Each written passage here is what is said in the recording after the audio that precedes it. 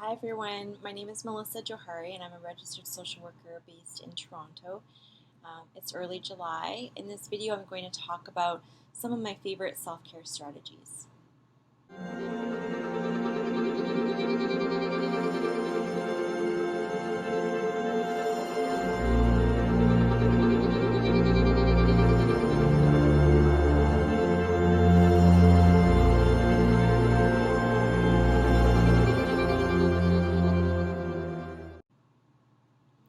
So this is the last of my self-care video series that was inspired by all of the things going on in the world today.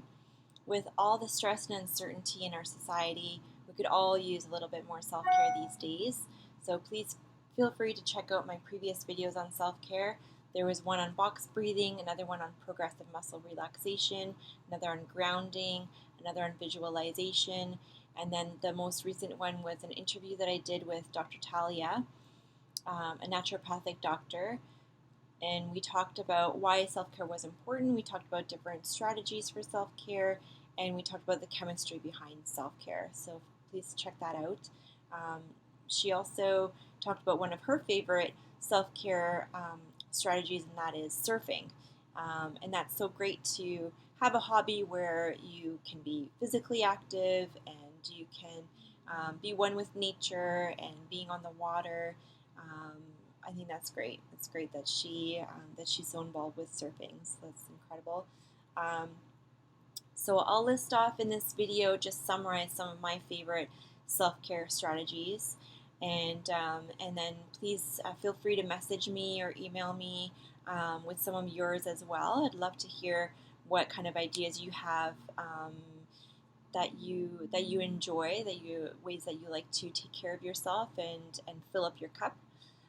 So I'll list off some of mine. Maybe you'll find some inspiration from them, or get some new ideas, or maybe remind you of ones that you might have used in the past, that you've forgotten about, and then putting those into practice again. So I'll list off some of mine. Yoga is a big one. I enjoy doing yoga. I've been doing that for a number of years. And adult coloring. I've only recently gotten into this adult coloring um,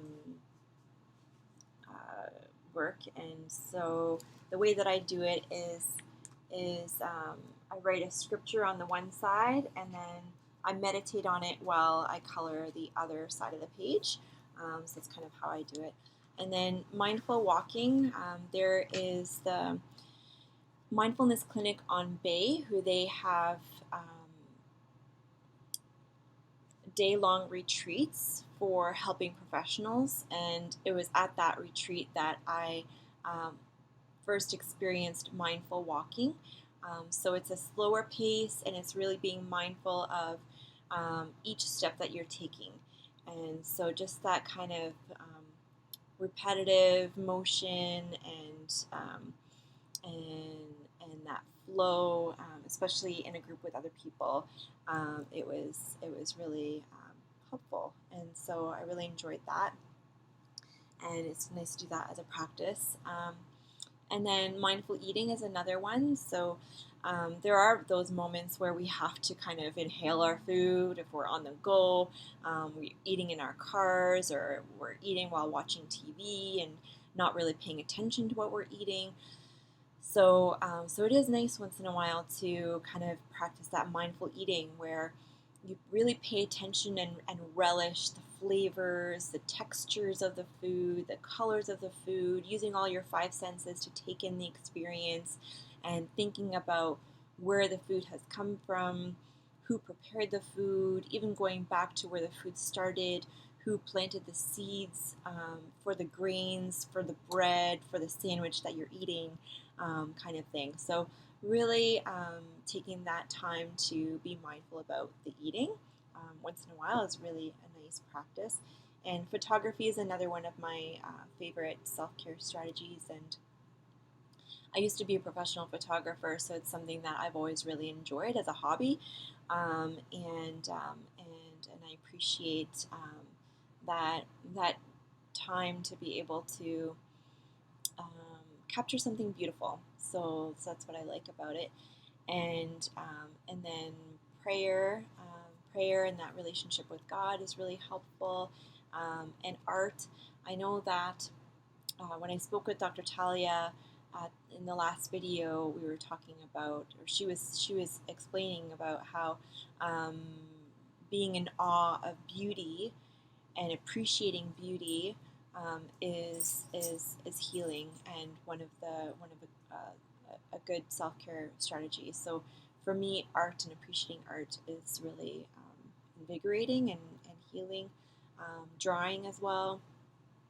Vision boards. So last one of my videos I talked about visualization, and I mentioned about vision boards then.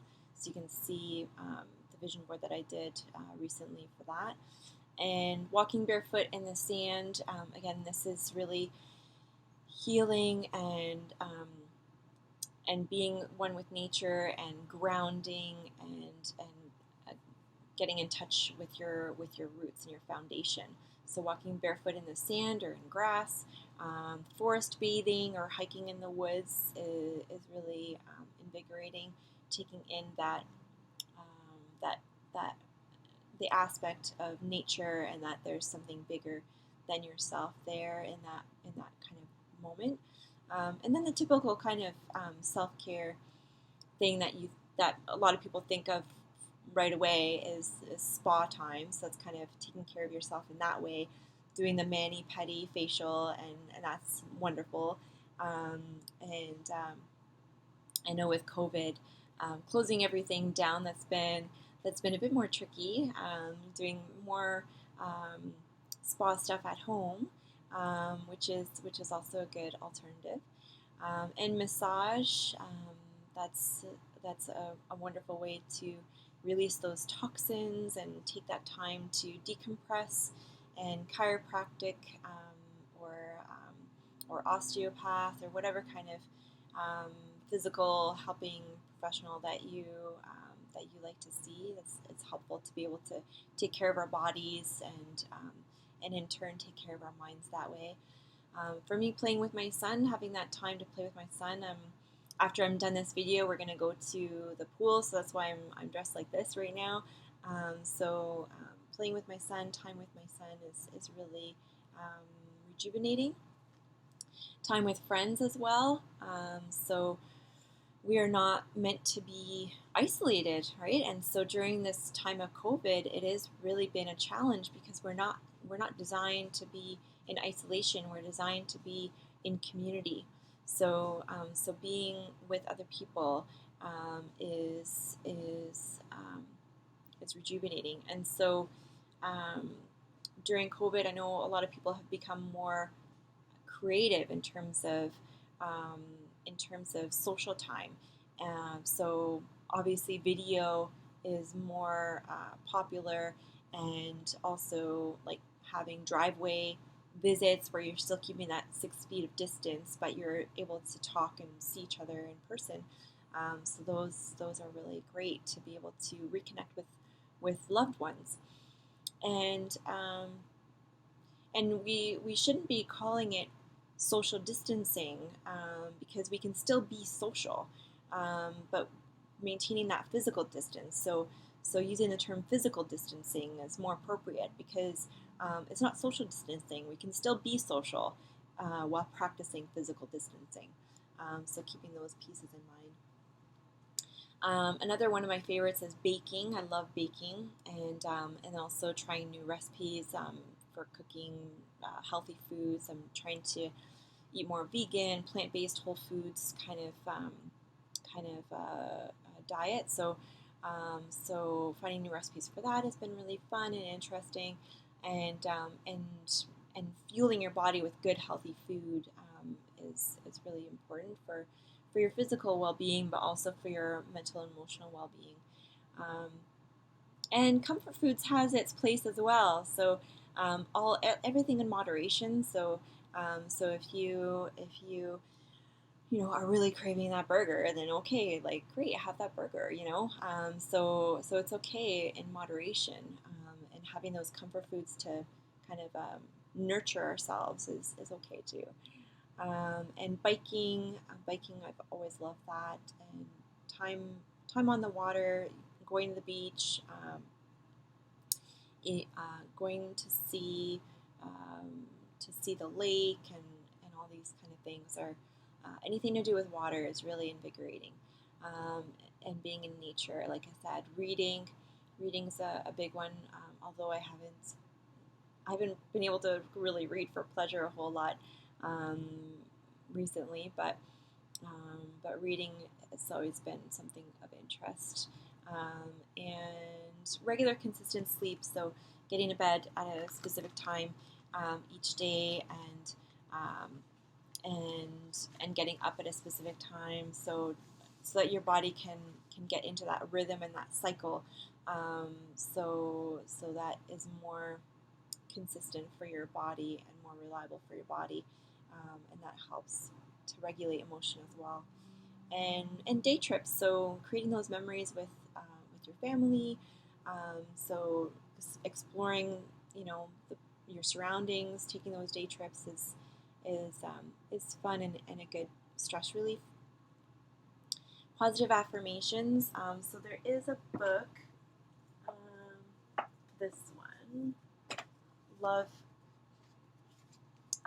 You Can Heal Your Life. So Louise Hay. This has tons and tons of different positive affirmations in it, and it's really great to be able to go through and read about how to heal. So it's a self-help book, how to heal, how to love yourself. So I love this one. It's a good one for healing your life, and this is the workbook. This is the older version, but this is the workbook that goes with it as well. So yeah, this has lots of great tips and tools to be able to heal and train yourself and teach yourself how to appreciate and love yourself, even though there might have been challenges and difficulties in life. How to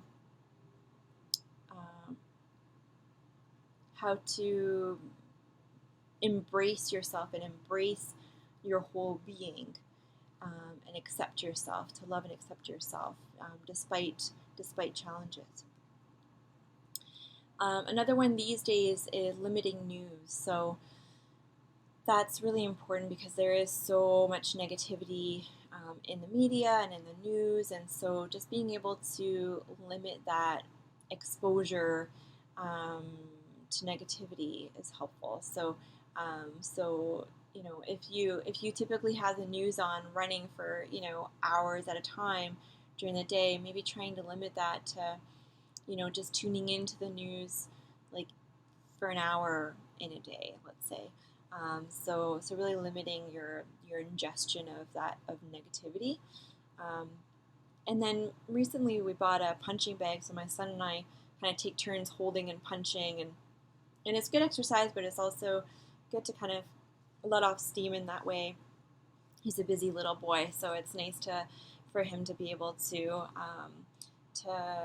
get some of that energy out, and for me too, it's fun to be able to use that. Journaling is also a big one for me, and it's important to be able to process feelings and emotions, and to be able to write it down. There's something healing about putting pen to paper and actually writing out what's going on, so that's helpful. Another one is a gratitude log. So you can do a gratitude journal or a gratitude log. This is one that I've been using from a COVID workbook through the Wellness Society, and I can put a link for it in the notes here below. So using that to remember what you're grateful for, what you're thankful for, and having that attitude of gratitude goes a long way. And doing any kind of retreat. So there's lots of different kinds of retreats out there: yoga retreat, silent retreat, day retreat, overnight retreat. So I had done one last year that was a Christian overnight retreat and in a silent, like partially silent retreat, and it was just amazing, amazing. It for me as an introvert, it really filled me up and helped me to be able to decompress from all the busyness and stressors in life, and so to be able to take that intentional time to just reflect and pray and think things through um, and be one with nature, because it was in BC. It was just lovely surroundings, and so any kind of time like that to unplug is really healing and helpful. And then some other ones, movies, appreciating beauty or art, relationship with God, those ones I mentioned a little bit. Listening to podcasts, especially when I was commuting a lot, listening to podcasts was really great. Watching Netflix, that has its place as well for sure, just to decompress. And then Netflix party with friends is a really great way to kind of socialize while watching movies these days with COVID. And then time with my dog. I do have a dog who, her name is Gilly. She comes to the office with me regularly when we were going to the office. Now I do all my sessions online, but when we were in the office pre-COVID, she would often be with me at the office, and so it's nice to have her there. The clients love her, and she's a good little therapy dog. So time with my dog is really helpful. And deep breathing. So I talked about this in a previous video. That was the first one, was the box breathing. So taking that deep breath is really um, helps you to be able to calm the nervous system and regulate the emotions. Bubble baths are also great, and any kind of um, support in your network, building that network around you. So for me, I have, my friends and family, obviously, but I also have a counselor that I talk to, my own counselor, spiritual director. I have 2 clinical supervisors. So having that strong social network is really, really great to be able to process and talk things over. So that's my list of some of my favorite self-care ideas, and so hopefully you got some inspiration out of something there, and do let me know if there's any other self-care strategies that you enjoy, that you like to do. I'd love to hear about those. And for me, I'm doing all these things not for my own well-being, not only for my own well-being. Yes, that's part of it, absolutely. But not only for my own well-being, but also to model that for other people and to be able to better take care of other people. So if you take care of yourself, then you can better take care of others. So that's really important. And I remember even when my son was a baby, I would arrange for childcare, and I would get a massage, and I did that um, from when he was about 3 months old onwards, and so in that time, that just like mini. It was like a mini vacation. It was lovely to not have to worry about him and being in that caregiving role that I was 24/7. Um, so to be able to unplug from that and get that massage was amazing for my emotional health, my mental health, and also my physical health, because even when you're nursing a baby, like you're kind of always in this like looking down kind of in that kind of position, so even just helping like with the body physically was really helpful. So anyways, after taking care of myself in that way, I was much better able to take care of him, and be a more present mom, a more happy mom, and a more relaxed mom. So that was really beneficial. So it's not self. I know there's this conception out there of self-care is selfish. It's not selfish at all. It's actually it actually helps you be more selfless in terms of when you take care of yourself, you're in a better position to take care of other people. So, and even, after that retreat last year that I did, I came back and I felt like I was more patient with my loved ones. So I think that's really valuable. And also for with my clients, I feel like it's important for me to practice what I'm preaching, because I do encourage my clients to love themselves unconditionally and to take care of themselves and to take that time out to be able to do that self-care. And so obviously I need to be doing the same. I need to be practicing what I'm preaching as well. So that is all part and parcel of it, and good reasons to continue it. So thank you so much for watching this, and if you have any requests for any other videos, please feel free to email me directly. Feel free to like, follow, subscribe, or share depending on what platform you're seeing this on. However, just be aware of confidentiality risks given that this is a public platform. So thank you so much again for watching, and God bless.